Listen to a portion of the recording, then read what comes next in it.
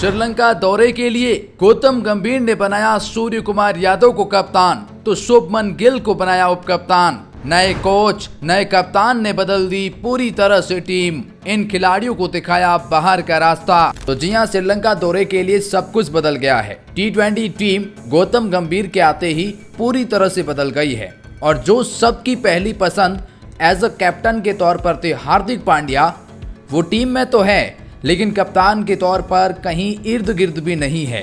गौतम गंभीर ने टीम में नया कप्तान सूर्य कुमार यादव को बनाया है। जी हां, सूर्य कुमार यादव के अंदर गौतम ने देखा कि वो टीम के परमानेंट कप्तान 2026 T20 वर्ल्ड कप तक हैं। इसका मतलब साफ है कि हार्दिक पांड्या अब कप्तानी की रेस में ही नहीं है। सूर्य के कप्तान बनते ही, गौतम गंभीर के हेड कोच बनते ही इन दोनों ने वाइस कैप्टन शुभमन गिल को चुना है। जी हां, अगर सूर्य कुमार यादव कहीं अवेलेबल नहीं होते हैं तो शुभमन गिल भारत की दूसरी पसंद रहने वाले हैं।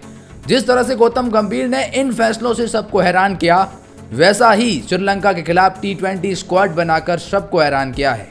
जी हां, मतलब ऐसे ऐसे खिलाड़ियों की एंट्री करवाई है जिसे देखकर हर कोई हैरान रह गया। तो कैसे कुछ ऐसे दिग्गज खिलाड़ी जिनकी टीम से फटाक से छुट्टी करा दी है गौतम गंभीर ने कहा अब इस स्क्वाड में आपकी कोई जगह ही नहीं बनती है।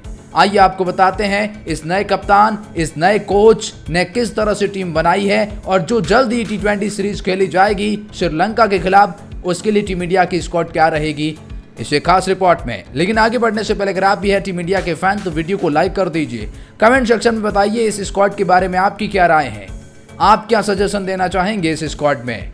और हाँ, सब्सक्राइब जरूर करें क्रिकेट अपडेट पाने के लिए। तो चलिए जानते हैं स्क्वाड के बारे में। तो जी हां, 27 जुलाई से शुरू होने वाली इस T20 सीरीज के लिए टीम इंडिया के स्क्वाड कुछ इस तरह से हैं, जिसमें सबसे पहले पायदान पर नाम शुभमन गिल का दिया गया है। उप कप्तान है ये इस टीम इंडिया के। खैर, शुभमन गिल की कप्तानी में हाल ही में टीम इंडिया ने जिम्बाब्वे के खिलाफ उस सीरीज को 4-1 से अपने नाम किया था। शुभमन गिल ने एज अ ओपनिंग अपने बल्ले से लोहा मनवाया था, कुछ अर्धशतक लगाकर अपनी शानदार बल्लेबाजी और इंटेंट भी पेश किया था और अब टीम इंडिया के उपकप्तान की रेस में भी आ चुके हैं। इसका मतलब ये हुआ कि शुभमन गिल पर अब T20 फॉर्मेट में लंबा भरोसा गौतम गंभीर जताने वाले हैं। शुभमन गिल के पास वो खेल नजर आता है कि वो अच्छी तरह से टीम इंडिया को शुरुआत दे सकते हैं। ज़रूरत पड़े तो मिडल फेज में स्ट्राइक रोटेट करके एक अच्छा गेम दिखा सकते हैं। शुभमन गिल ने पिछले कुछ समय से टीम इंडिया को लगातार प्रेजेंट किया है, हर फॉर्मेट में किया है। इस खिलाड़ी के ऊपर अब बहुत कुछ डिपेंड करेगा T20 में किस तरह से ये टीम इंडिया आगे देखती है, शुभमन गिल कैसे इस मौके को भुनाते हैं। इनके साथ में नाम यशस्वी जायसवाल का दिया गया है। जी हां, यशस्वी जायसवाल टीम इंडिया की अब पहली पसंद बन चुके हैं एज अ ओपनर बल्लेबाज के तौर पर। यशस्वी जायसवाल के पास वो काबिलियत नजर आती है, वो विस्फोटकता नजर आती है, वो आक्रामकता नजर आती है कि वो पहली गेंद से ही बड़े शॉट लगा सकते हैं। जिम्बाब्वे के खिलाफ एक शानदार पारी खेलने वाले यशस्वी जायसवाल ने यह दिखाया कि वो किस तरह के इंटेंट में दिखाई देते हैं। ये T20 वर्ल्ड कप में भारतीय स्क्वाड का हिस्सा थे लेकिन वहां खेलने का मौका नहीं मिला। यशस्वी जायसवाल इसलिए भी जरूरी क्योंकि ये लेफ्ट एंड राइट कॉम्बिनेशंस को भी बना कर रखते हैं। उस लिहाज से यशस्वी जायसवाल और शुभमन गिल टीम इंडिया के लिए बहुत महत्वपूर्ण खिलाड़ी है।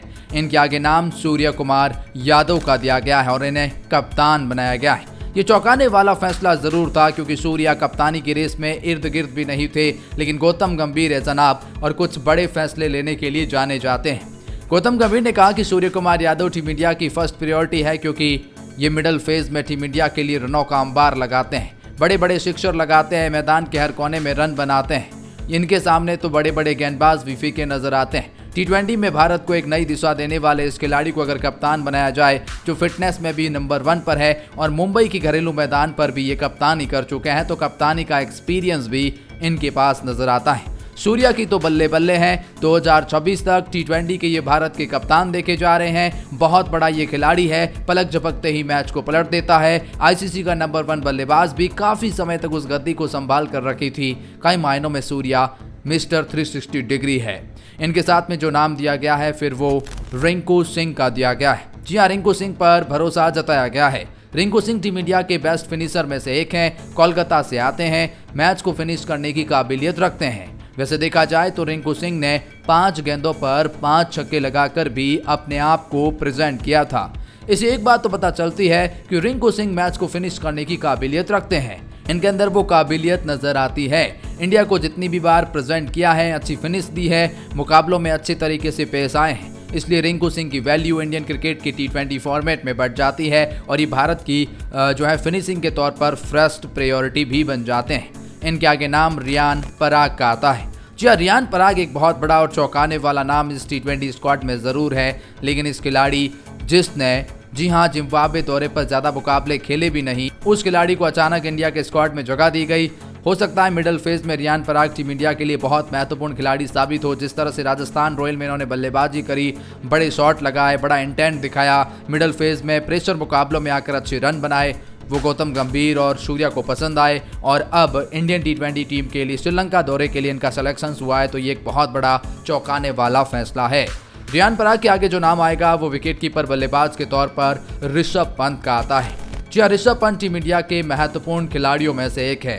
काफ़ी लंबे समय तक चोटिल रहने के बाद टीम में वापसी करना, IPL में अच्छा खेलना, T20 वर्ल्ड कप का हिस्सा होना, वहां पर भी बतौर विकेट कीपर बल्लेबाज पहली पसंद होना और उसके बाद अब श्रीलंका दौरे के लिए भी इनका चयन होना, इसका मतलब एक बात तो सही है, ऋषभ पंत को टीम इंडिया बतौर विकेट कीपर बल्लेबाज फर्स्ट प्रायोरिटी में देख रहे हैं। अब इस खिलाड़ी के पास काबिलियत तो वो है ना कि ये पलक झपकते ही मैच को पलट सकते हैं। बड़े बड़े शॉट लगाने की काबिलियत इस खिलाड़ी के पास नजर आती है, मैदान के हर कोने में रन बनाते हैं, विकेट कीपिंग की शानदार स्किल नजर आती है, तो ये खिलाड़ी मैच को फिनिश करने की भी काबिलियत रखता है। अतरंगी शॉट्स और बहुत ही अलग रवैये के लिए ये जाने जाते हैं। इनके आगे नाम संजू सैमसन का भी बतौर विकेट कीपर बल्लेबाज दिया गया है। यह संजू सैमसन एक महत्वपूर्ण खिलाड़ी है, पिछले कुछ समय से लगातार बैकअप विकेट कीपर बल्लेबाज के तौर पर टीम इंडिया में रहे हैं, फिर वो चाहे T20 वर्ल्ड कप में ही क्यों ना हो, एज अ बैकअप ये जरूर शामिल थे स्क्वाड में।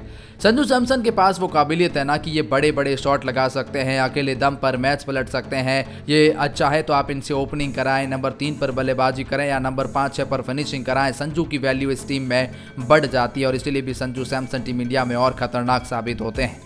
इनके आगे नाम ऑलराउंड पैकेज में हार्दिक पांड्या का आता है। जी हाँ, हार्दिक पांड्या जो कप्तानी की रेस में फर्स्ट चॉइस माने जा रहे थे, लेकिन फिटनेस की वजह से और कुछ मुकाबलों में अवेलेबल नहीं थे, उस वजह से भी हार्दिक पांड्या उस कप्तानी की रेस से तो बाहर हो चुके हैं और अब हार्दिक पांड्या टीम इंडिया के T20 फॉर्मेट में एज अ ऑलराउंड के तौर पर फर्स्ट प्रायोरिटी है। हार्दिक पांड्या के पास वो काबिलियत नजर आती है कि वो अपने बल्ले से मैच की दिशा और दशा दोनों बदल सकते हैं। गेंदबाजी में बेस्ट एफर्ट लाते हैं, गेंदबाजी में जियान के पास वो वैरायटी नजर आती है, उसके साथ में फील्डिंग एफर्ट बेहद शानदार हैं। हार्दिक पांड्या हाल ही में T20 वर्ल्ड कप में टीम इंडिया के महत्वपूर्ण गेंदबाजों में से एक रहे हैं। अंतिम ओवरों में मैच को पलटने की काबिलियत इस खिलाड़ी ने रखी है, उस लिहाज से भी हार्दिक पांड्या टीम इंडिया के लिए महत्वपूर्ण ऑलराउंडर है। इनके आगे ऑलराउंड पैकेज में नाम शिवम दुबे का आता है। भला इन खिलाड़ी को कैसे कोई इग्नोर कर सकता है, एक बार फिर शिवम दुबे पर भरोसा जताया गया है। लेफ्ट एंड राइट कॉम्बिनेशंस के लिहाज से भी शिवम दुबे बहुत महत्वपूर्ण है।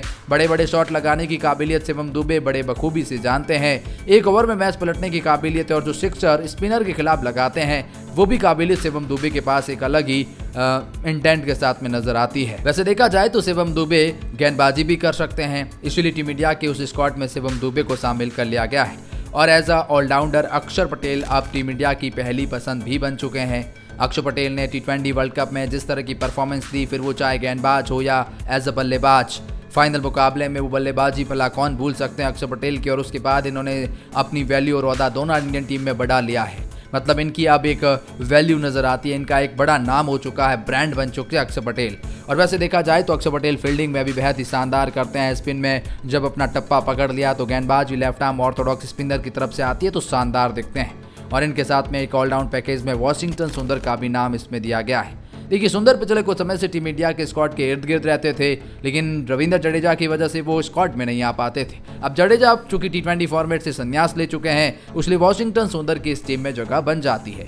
सुंदर के पास वो गेंदबाजी का विकल्प है, ऑफ स्पिन ब्रेक कराते हैं, उसके साथ में बल्लेबाजी भी आपको गहराई देते हैं, तो उस लिहाज से भी वॉशिंगटन सुंदर की टीम में महत्वपूर्ण जगह बनती है। और उसके बाद रवि बिश्नोई का नाम स्क्वाड में आता है। स्पिन गेंदबाजी के तौर पर रवि बिश्नोई पर भरोसा जताया गया है, न कि युजी चहल और कुलदीप यादव पर। जी हाँ, रवि बिश्नोई आपके पास एक अलग एक्शंस, क्विक आर्म एक्शंस की तरफ से आते हैं, शानदार गेंदबाजी करते हैं। जिम्बाब्वे दौरे के लिए भी इन्होंने दिखाया कि वो गेंदबाजी कितनी अच्छे से करते हैं। विकेट चटकाना, बल्लेबाजों को ललचाना, इस खिलाड़ी को बड़ा बखूबी आता है, तो रवि बिश्नोई उस जगह पर अपनी नाम और पैठ दोनों लगा देते हैं। इसके बाद नाम अर्शदीप सिंह का तेज गेंदबाजी की फ्रंट लीडर में आता है। देखिए, हर्षदीप सिंह की वैल्यू अब इंडियन क्रिकेट टीम में बढ़ चुकी है। वर्ल्ड कप जैसे बड़े प्लेटफॉर्म पर परफॉर्मेंस दे चुके हैं, लेफ्ट आर्म पेसर है, गेंद को अंदर लाना और बाहर ले जाने की काबिलियत भला इनसे भला कोई और कैसे कर सकता है। लेफ्ट आर्म पेसर होते हैं तो फिर आपकी वैल्यू और ज़्यादा बढ़ जाती है, क्योंकि एक खिलाड़ी की तो ज़रूरत रहती है, लेकिन इस टीम में तो दो हैं। खलील अहमद भी है। जी हाँ, अगला नाम खलील अहमद का है। खलील अहमद ने भी पिछले कुछ समय से कमाल की गेंदबाजी करी है, टीम इंडिया के इर्द गिर्द रहे हैं, जिम्बाब्वे दौरे पर भी दिखाई दिए, वहां पर भी वो शानदार नजर आए थे। लेफ्ट आर्म पेसर हैं, चूंकि मैं कहता हूं ये आपको एक एडवांटेज देते हैं, तो उस लिहाज से भी खलील अहमद। और आखिरी नाम इस स्क्वाड में दिया गया है मोहम्मद सिराज का। जी हाँ, मोहम्मद सिराज की भी इंडियन क्रिकेट के T20 फॉर्मेट में एक बार फिर वापसी होने जा रही है। देखते हैं इस मौके को कैसे भुनाते हैं, किस तरह से गेंदबाजी करते हैं। बाकी मोहम्मद सिराज से तो हर कोई वाकिफ़ है, इनकी गेंदबाजी से हर कोई वाकिफ़ है। टेस्ट फॉर्मेट में तो क्या ही कहना, वनडे फॉर्मेट में तो वाओ, लेकिन T20 फॉर्मेट में हाओ, मतलब शानदार गेंदबाजी करते हैं। तो यह है टीम इंडिया की squad for the Sri Lanka. Gautam गंभीर की अगुवाई में बहुत बड़े बदलाव इस स्क्वाड में देखने को मिल रहे हैं। वैसे आपकी क्या राय है?